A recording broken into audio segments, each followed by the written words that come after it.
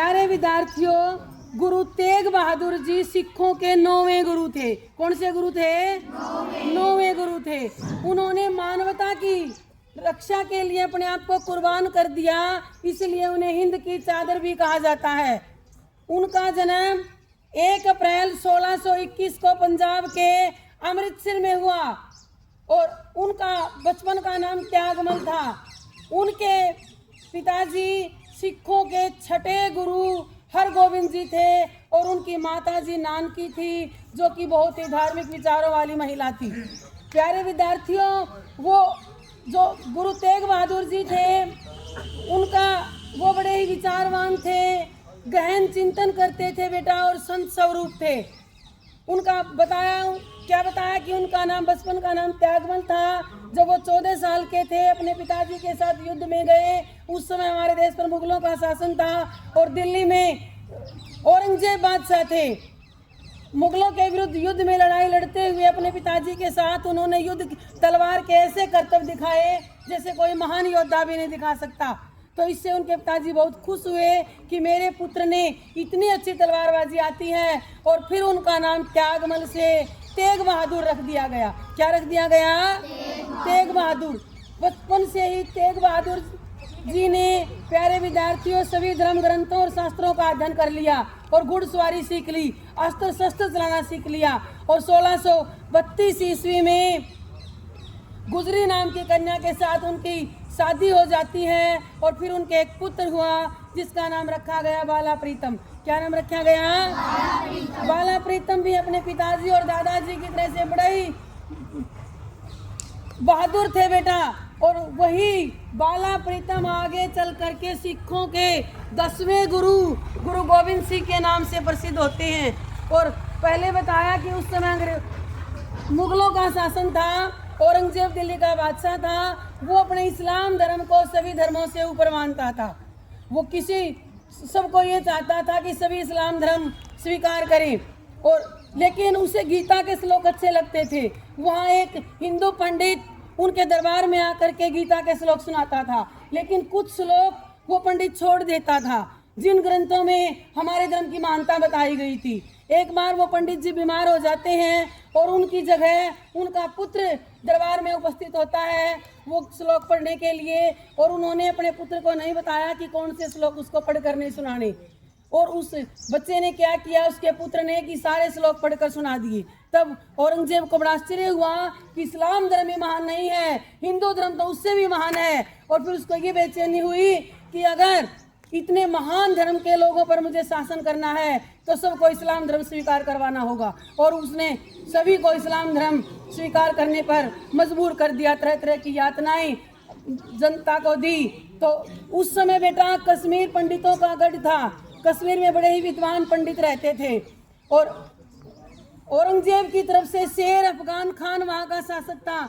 वह पूरी जनता को इस्लाम धर्म स्वीकार करवाता था, लेकिन कश्मीर पंडित इस बात के लिए, पंडितों ने उस धर्म को शहर स्वीकार नहीं किया। और तब उन्हें पता चला कि गुरु नानक देव से लेकर के प्रथम गुरु जो थे और गुरु तेग बहादुर जी के बारे में उन्होंने उनकी शौर्य गाथाएं सुन रखी थी, और उन्हें इस बात का ही पता था कि वो लोगों की बहुत मदद करते हैं जो उनकी शरण में जाता है। इसीलिए सभी पंडितों ने यह निर्णय किया कि हमें मुगलों के आगे शीश नहीं झुकाना चाहिए, हमें गुरु तेग बहादुर जी की शरण में जाना चाहिए, उनके आगे शीश झुकाना चाहिए, वही हमारी मदद करेंगे। तब कश्मीरी पंडितों का एक समूह, प्यारे विद्यार्थियों, आनंदपुर साहिब में गुरु तेग बहादुर जी से मिलता है और अपनी परेशानी उनके सामने वो रखते हैं कि हमें इस्लाम धर्म स्वीकार करने पर मजबूर किया जा रहा है, हमें तरह तरह की यातनाएं दी जा रही हैं, यहाँ तक कि हमारी बहू बेटियां भी सुरक्षित नहीं हैं, और हमें जीवन यापन करना भी बड़ा मुश्किल है। जिस कुएं से बावड़ियों से हम पानी लेते हैं उस पानी में हड्डियां फेंक दी जाती हैं, हमारा जीवन दूभर हो गया है। तब गुरु तेग बहादुर जी ने विचार किया कि इन लोगों में जान और दिलेरी भरने के लिए मुझे औरंगजेब को अपना शीश देना होगा। और तब यह बातें, तब गुरु तेग बहादुर जी ने कहा कि मैं औरंगजेब के पास संदेश भिजवाओ कि अगर वो मुझे इस्लाम धर्म स्वीकार करवा सकते हैं तो पूरी जनता इस्लाम धर्म स्वीकार कर लेगी। यह उनका छोटा बेटा जिसका नाम था बाला प्रीतम, जो कि 8 साल का था, प्यारे विद्यार्थियों, वो भी ये बातें सुन रहा था और उसने भी अपने पिताजी की बात का समर्थन किया। वहाँ उपस्थित सभी ने कहा कि बाला प्रीतम को कहा कि अगर ऐसा हो जाता है, तुम्हारे पिताजी शहीद हो जाएंगे तो तुम यतीम हो जाओगे, यानी अनाथ हो जाओगे, और तुम्हारी माँ विधवा हो जाएगी। तो प्यारे विद्यार्थियों, उस 8 साल के बच्चे ने कहा कि अगर मेरे एक यतीम होने से, हजारों बच्चे यतीम होने से बचते हैं और मेरी एक माँ के विधवा होने से हजारों माएँ विधवा होने से बचती हैं, तो मुझे ये सब स्वीकार है। तो प्यारे विद्यार्थियों, फिर औरंगजेब के पास ये संदेश भिजवा दिया जाता है कि गुरु तेग बहादुर जी को अगर इस्लाम धर्म स्वीकार करवा लोगे तो पूरी जनता इस्लाम धर्म स्वीकार कर लेगी। तब गुरु तेग बहादुर जी दिल्ली की तरफ कूच करते हैं अपने 5 साथियों के साथ, भाई गुरुदीता, भाई दयाला, भाई मतीराम, भाई चेता और भाई उद्दा के साथ। 5 साथी थे बेटा उनके, और वो बड़े ही उदार हृदय थे। रास्ते में वो लोगों की मदद करते हुए जा रहे थे, आर्थिक मदद, कुएं खुदवाने हैं, बावड़ी बनवानी है, या प्यारे विद्यार्थियों धर्मशालाएं बनवानी है, वो सब की आर्थिक मदद करते हुए जा रहे थे। तब औरंगजेब के पास एक एक बात की खबर पहुंच रही थी। तब औरंगजेब अंदर से हिल जाता है कि इतना जनता का जो प्रजा रंजन करता है, ऐसे गुरुजी हैं, अगर वो जीवित रहे तो इस जनता पर मैं अपना शासन नहीं कर सकता, उनका कत्ल करवाना जरूरी है। और दिल्ली पहुंचते ही प्यारे विद्यार्थियों 5 साथियों के साथ गुरु तेग बहादुर जी को गिरफ्तार कर लिया जाता है और उनको तरह तरह की यातनाएं दी जाती हैं। उनके एक साथी भाई मतीराम को उनके सामने ही आरे से चीर दिया गया, और उनका जो दूसरा मित्र था भाई दयाला, उसको उबलते पानी की डेग में डाल दिया गया।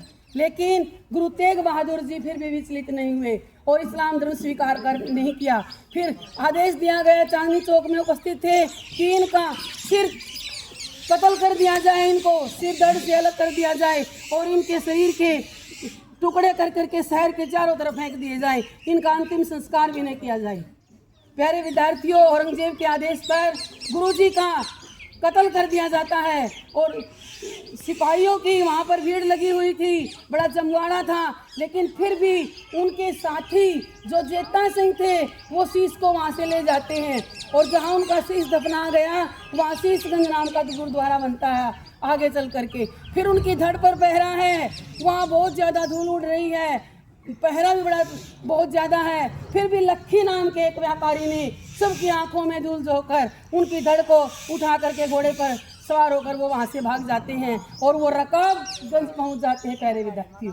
लेकिन उनका संस्कार कैसे किया जाए, उनके घर पर भी पहरा है, भाई ऐसा ना हो कि इनके ये घर में कुछ छिपा रखा हो।